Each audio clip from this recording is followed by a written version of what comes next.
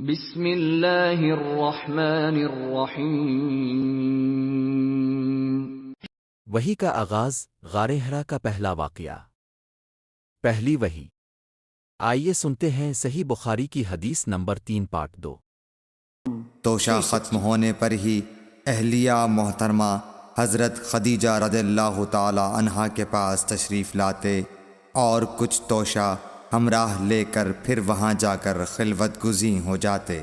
اسلام یہی طریقہ جاری رہا یہاں تک کہ آپ پر حق منکشف ہو گیا اور آپ غار حرا ہی میں قیام پذیر تھے کہ اچانک حضرت جبرائیل علیہ السلام آپ کے پاس حاضر ہوئے اور کہنے لگے کہ اے محمد پڑھو۔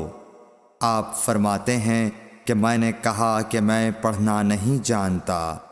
آپ صلی اللہ علیہ وسلم فرماتے ہیں کہ فرشتے نے مجھے پکڑ کر اتنے زور سے بھینچا کہ میری طاقت جواب دے گئی، پھر مجھے چھوڑ کر کہا پڑھو۔